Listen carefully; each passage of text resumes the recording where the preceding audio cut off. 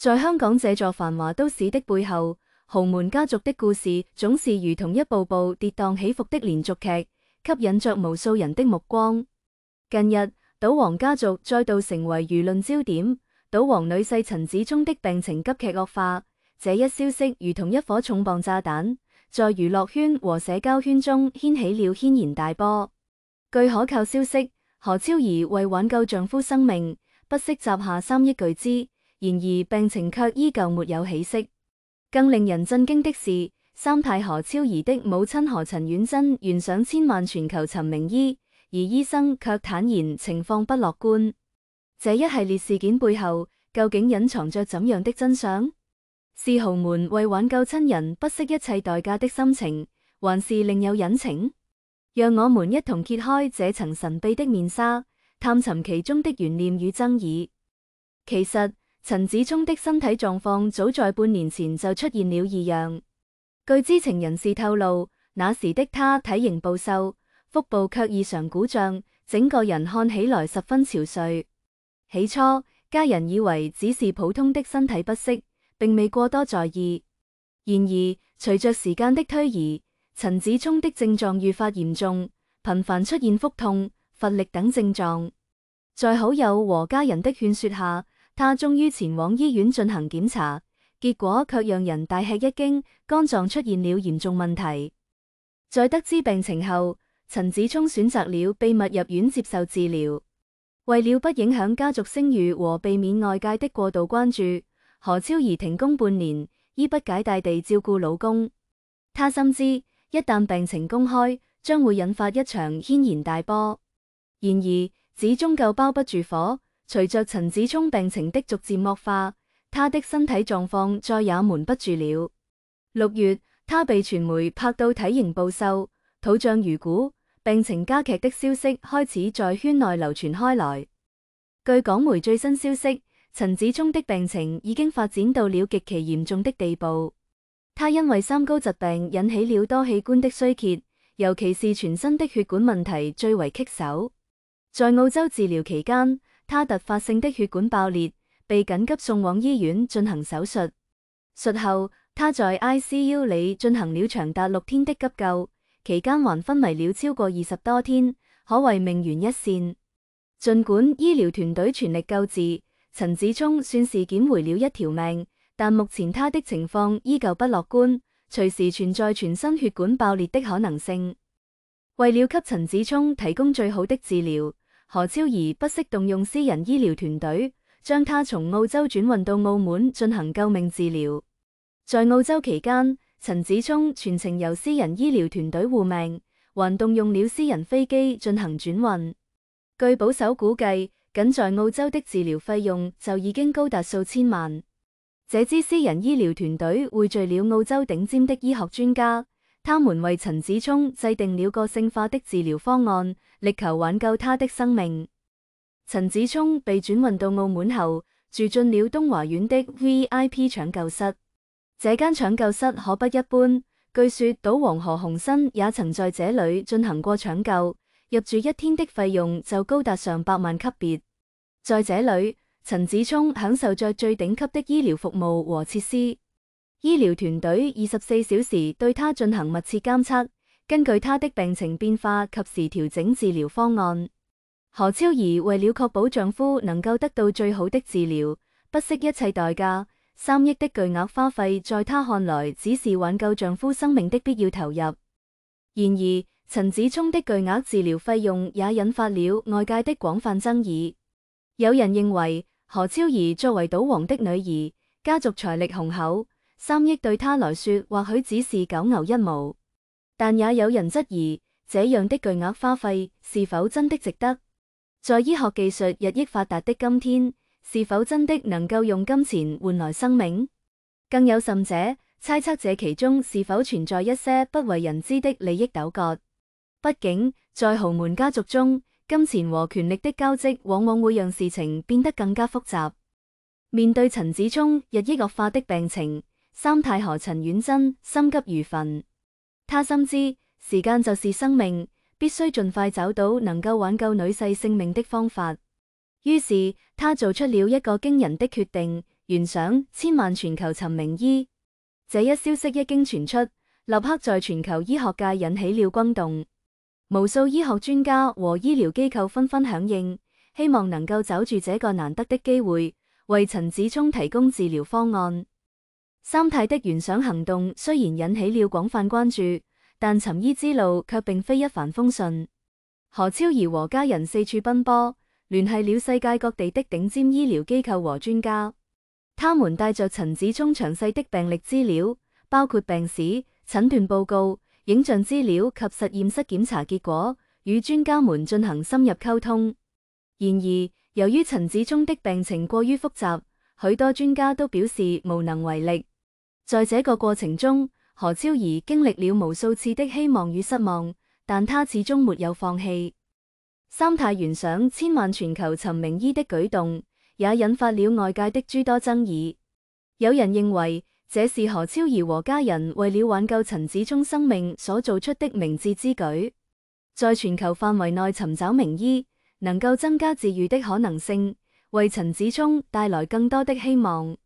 但也有人認為這不過是病急亂投醫的表現。在醫學領域，並不是所有的疾病都能夠通過金錢和名醫來解決。有時候，過度追求名醫反而可能會錯過最佳的治療時機。而且，懸賞尋醫的行為也可能會引發一些不良後果，比如一些不法分子為了騙取懸賞金而偽造治療方案。醫生們對陳子聰的病情進行了全面而深入的評估。他們發現陳子聰的三高疾病已經引發了多器官的衰竭，尤其是心臟、肝臟和腎臟等重要器官的功能受到了嚴重影響，而全身的血管問題更是雪上加霜，隨時可能發生血管爆裂，危及生命。醫生表示，陳子聰的病情已經到了非常危急的地步，治療難度極大。在談到治療難點時，醫生們指出，陳子聰的病情過於複雜，涉及到多個器官和系統的病變，而且每個人的身體狀況和反應都不同，個體差異較大，這也給治療帶來了很大的挑戰。目前，醫學界對於多器官衰竭和血管問題的治療手段雖然有一定的進展，但仍然存在很多局限性。醫生們只能根據陳子聰的具體情況，制定個性化的治療方案，盡力挽救他的生命。在治療陳子聰的過程中，也引發了醫學界的一些爭議。傳統治療方法強調綜合治療，通過藥物、手術等手段來控制病情的發展，而一些新興療法，如幹細胞治療、基因治療等，則為陳子聰的病情帶來了新的希望。然而，這些新興療法目前還處於研究和試驗階段，其安全性和有效性尚未得到充分驗證。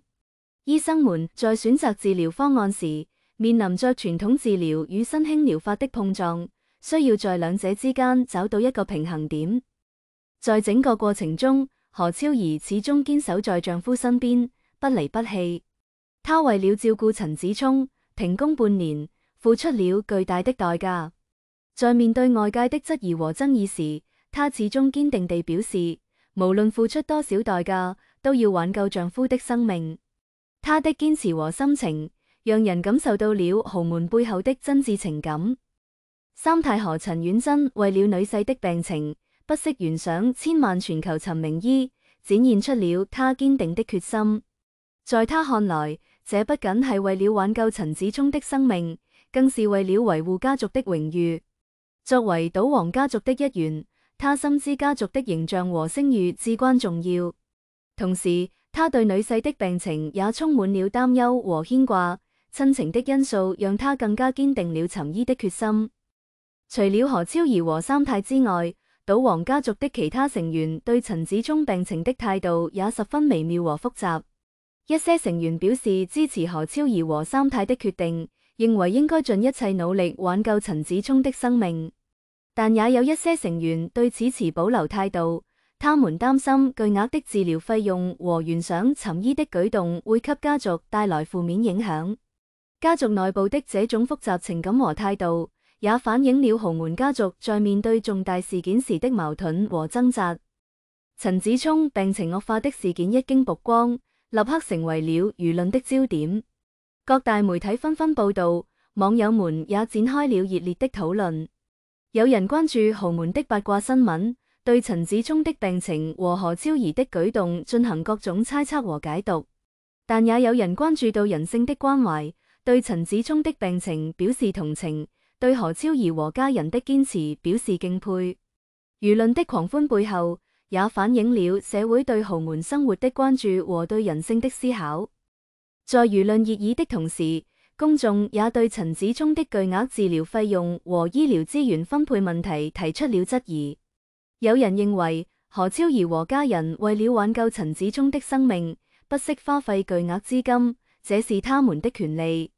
但也有人認為，在醫療資源有限的情況下，這樣的巨額花費是否合理？是否會影響到其他患者的治療機會？這種質疑引發了社會對醫療資源分配公平性的深入思考。面對這一事件，我們也應該進行理性的思考。豪門家族在面對親人病情時，不惜一切代價進行救贖，這是他們的情感所繫。但同時，他們也應該承擔起相應的社會責任。在追求個人利益的同時，應該考慮到社會的公平和正義。比如，可以通過慈善捐贈等方式，為社會做出貢獻，回饋社會。